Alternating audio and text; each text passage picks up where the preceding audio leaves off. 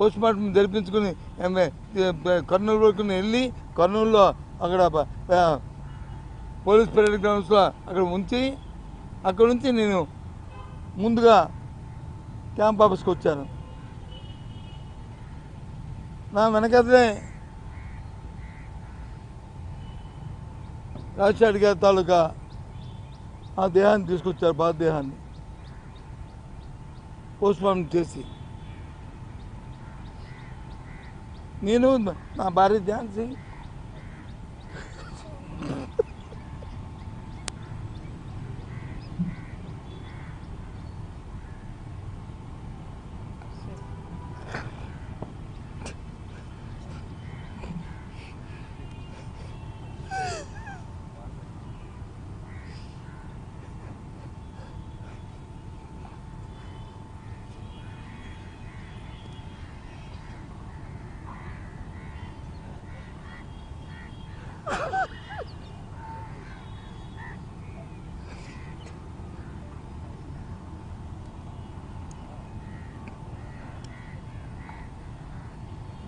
అందుకని ఇప్పుడు ఆయన పేరు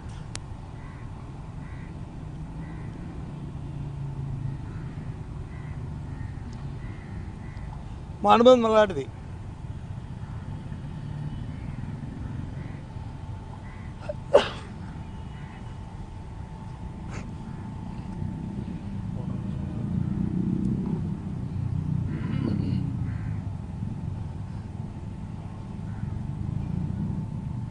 రాజకీయాల కోసం బతకట్లే, రాజకీయాల కోసం దిగుతాడు, రాజకీయాలు చేయట్లే, రాజకీయాల కోసం ఉన్న మాటలు మాట్లాడి లేని మాటలు తెచ్చుకోవట్లే. ఈ రాష్ట్ర చరిత్రలో ఎన్నో విషయాలు ఉన్నాయి ఈ గుండెల్లో. నీ సంగతులు కానీ, మీ పార్టీ సంగతులు కానీ, మీ నాయకుల సంగతులు కానీ అలాగే ఉన్నాయి. అలాంటి నేనేదో ప్రశ్న పెట్టి దాన్ని ఖండించడానికి రాలే, రాజశేఖర రెడ్డి గురించి మాట్లాడని చెప్పి వచ్చాను ఇక్కడికి.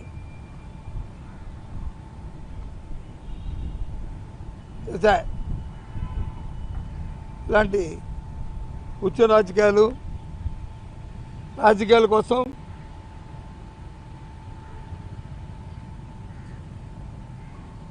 పదవుల కోసం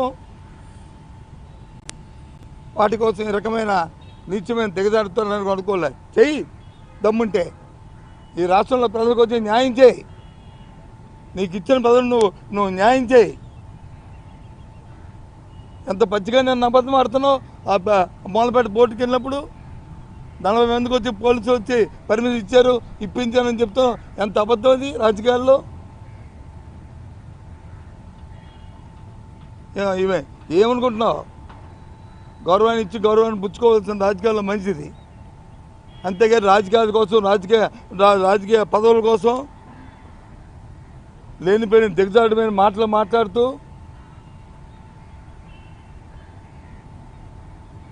నాకేం పర్వాలే. జగన్మోహన్ రెడ్డి గారితో వచ్చి ఏదో అన్నాను ఆయన నాకేమి నష్టం కాదు. కానీ రాజశేఖర రెడ్డి గారితో అవసరాన్ని తీసుకొచ్చి నువ్వు పెట్టావు కాబట్టి ఇవాళ ఇది మాట్లాడుతున్నా. ఆ రోజు ఆయన పోతే నేను ఝాన్సీ వెళ్ళి ఆయన్ని జగన్మోహన్ రెడ్డి గారిని 2 చేతులు కుడి మొక్కలు ఎడమ మొక్కలు ఉండి తీసుకొచ్చి అక్కడికి తీసుకొచ్చాం. కావలిస్తే చూసుకోండి క్లిప్పింగ్లు మీ దగ్గర. ఆయన ఊర్లో లేరా అప్పుడు? ఆయన మా ఇద్దరం తీసుకెళ్ళదా క్యాంప్ ఆఫీస్లో ఇంటి దగ్గర నుంచి అక్కడికి? ఇది వాస్తవం కాదా? ఏంటి మాటలు? రాజకీయాల కోసం ఏదో మాట్లాడు.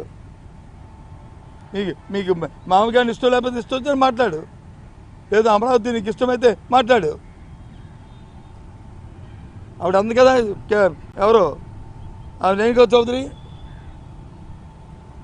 ఇది అమరావతి కాదు కమరావతి అంది కదా అను. చంద్రబాబు నాయుడు నీకు ఇష్టమైతే కమరావతిను, నీకు ఇష్టమైతే వచ్చిన నువ్వు తందాంతాన్ని బ్యాండ్ కొట్టుకో, ఆ కమరావతి కావాలి అక్కడంటే. అంతేగాని ఇదే దిగజారిపోయి ఈ మాటల చదివి రాజశేఖర రెడ్డి గురించి ఈ మాటల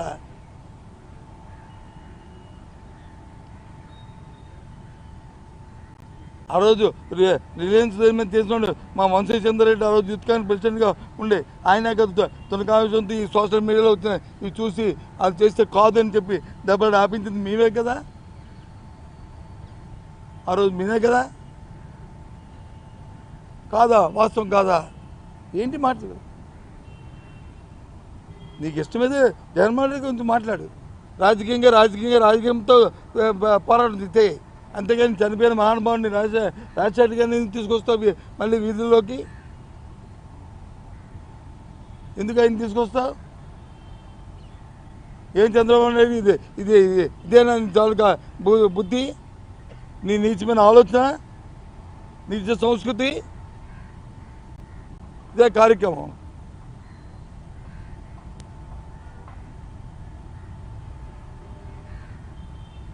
రాష్ట్ర రాజకీయాలు ఎలా తయారయ్యామంటే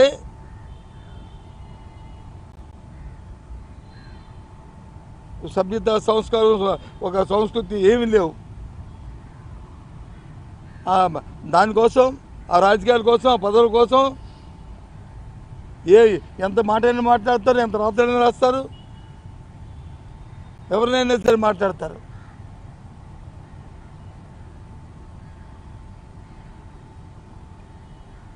ఇప్పుడున్న నాయకుల చరిత్రలు తెలియమనుకుంటున్నాం ఎవరికైనా, మాకెవరికైనా. ఈరోజు రాజకీయాల్లో కూర్చోమనుకుంటున్నారా? మేనల్డ్ పుట్టుక మేనమామకు తెలుస్తుంది, అలాగే మా చరిత్రలు మీకు తెలుసు, మీ చరిత్రలు మాకు తెలుసు. ఎక్కడి నుంచో కాదు, ఆంధ్ర రాష్ట్రం పుట్టా, ఆంధ్ర రాష్ట్రం పెరుగుతున్నాం, ఆంధ్ర రాష్ట్రానికి కట్టుబడి ఉన్న మనుషులు మనం. ఎందుకు మావిగారు అంటే మీ అంత ఉలిక్కెందుకు మీకు? రాజకీయంగా మాటల్లో తేల్చండి, రాజకీయాలతో ఆలోచనతో మాట్లాడండి.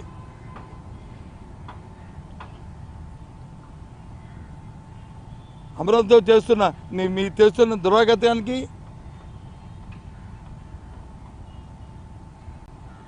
మీరు చేసిన అవినీతికి,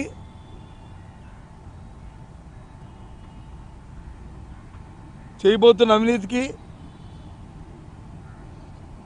ఈ రాష్ట్ర తాలూకా ఆర్థిక పరిస్థితుల్లో ఇది మంచిది కాదు, ఈ ఉద్దేశం, దీనికి కూడా ఆల్టర్నేటివ్ ఉంటే బాగుంటుంది, ఆలోచించుకొని అని చెప్పారు జగన్మోహన్ రెడ్డి గారు. తప్పేంటుంది? మీ అవినీతి అరికట్టుకోవడం చూడండి, మీ తాలూకా వ్యవహారానికి చెప్పండి. 3 సార్లు ఇప్పుడు ప్రెస్ కాన్ఫరెన్స్ పెట్టి చెప్పాం, ఒకదానికైనా సమాధానం ఇచ్చారా? మనం నేను వచ్చి బిల్డింగ్ గురించి మాట్లాడితే నిన్న వచ్చి పెట్టి రివ్యూ పెట్టి అవన్నీ హ్యాండ్ ఓవర్ చేయడం, ఎలా చేయడం, మౌలిక సదుపాయాలు ఎలా కల్పించాలి అని ఇప్పుడు ప్రభుత్వంలో కదిలికి వచ్చింది కాదా? వాస్తవం కాదు అది. 2 సంవత్సరాల తర్వాత నేను మాట్లాడిన తర్వాత కదా అది కదిలికి వచ్చింది, మేము మా పార్టీ మాట్లాడిన తర్వాత కదా. ఇప్పుడు వచ్చి ఎందుకు రాలేదా మీకు కదిలికది? ఎందుకు రాలేదు ఆలోచన? ఏంటి మాట్లాడుతున్నారు? ఏంటి నాకు అర్థం అర్థం? ఇష్టం రాజ్యాంగానా?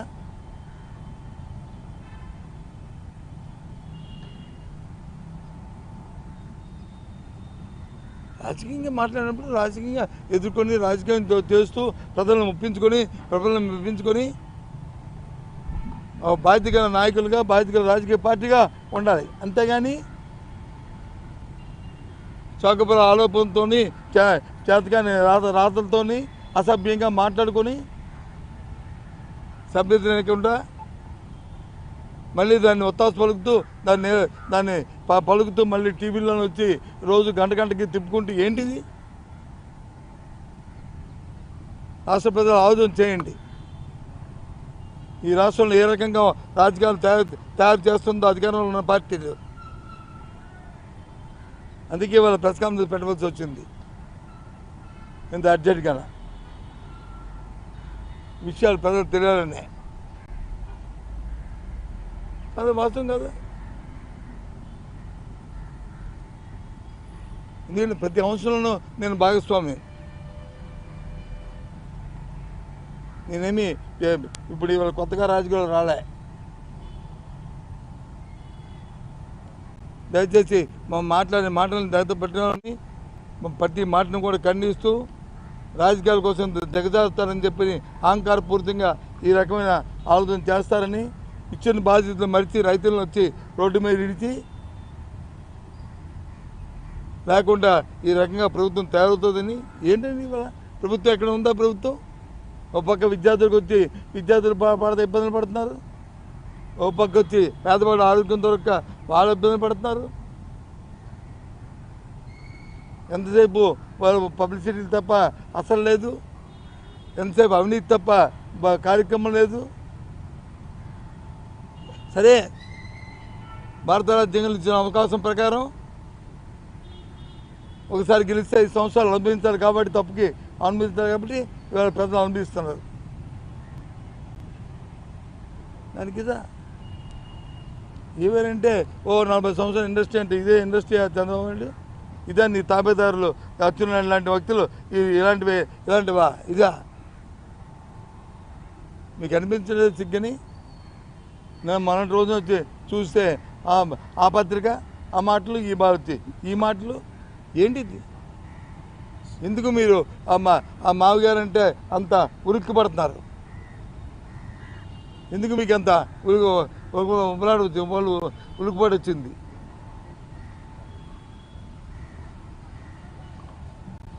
ఐఎమ్ సారీ, ఇవన్నీ చూస్తుంటే చాలా అసహ్యం అనిపిస్తుంది ఈ పరిస్థితి చూస్తుంటే.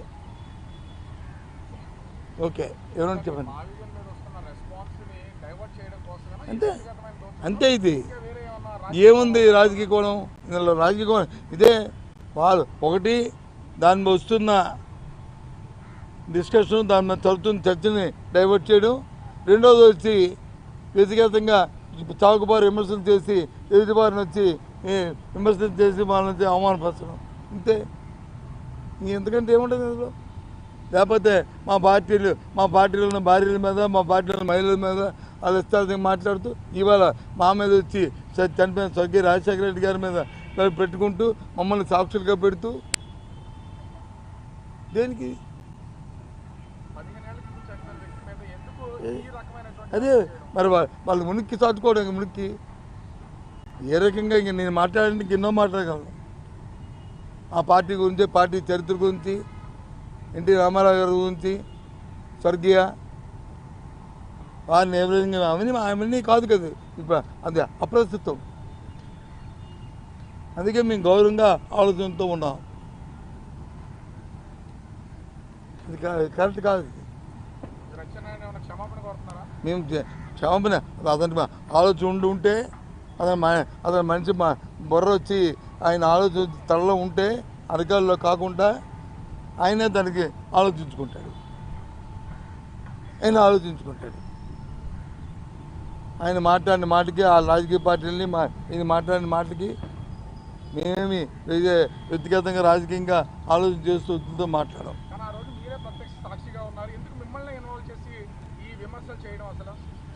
ఆయన ముందుకు కాపాడుకోవడానికి ఆయన పార్టీలో ఆయన ఏదో పేపర్లో చూశాను నిన్న మొన్న, ఏదో మార్పులు చేర్పులు జరుగుతాయటని. ఏమో ఆయన తరఫు కాపాడుకోవడానికి. వ్యక్తిగతంగా నన్ను ఏమన్నా పర్వాలే, నా ఇబ్బంది అంతా నేను ఎందుకు ఫీల్ అయ్యానంటే, ఇప్పుడు ఎందుకు బాధపడినంటే రాజశేఖర్ గారిని అందుకు ఆయన ఎప్పుడూ నేను అసలు ఆ విషయాన్ని నేను ఆ రోజు ఈ రోజు వరకు ఎప్పుడు ఆయన పేరెత్తి ఏ సభలో కూడా మాట్లాడాను. ఆయన ఆ కారణార్థం ఏంటిది? ఎప్పుడు ఒక చర్చకి దారి చేస్తుంది జగన్మోహన్ రెడ్డి సీఎం సంతకాలు అనేది పూర్తి క్లారిటీ ఎవరే ఉండలేదు. అప్పుడు మీరు కూడా ఉన్నటువంటి పొజిషన్ అయితే ఉంది. దీనికి ఇప్పుడైనా సరే క్లారిటీ ఇచ్చే అవకాశం ఉందా? బాబు, సంతకాలు అనేది ఆయన అయిపోయి మేము అయిన తర్వాత, ఇంటికి వచ్చిన తర్వాత మళ్ళీ నేను వచ్చి కర్నూలులో ఉన్నాను. వాస్తవం చెప్తే బతికే ఉన్నారు నాతో ఉన్న వ్యక్తులు.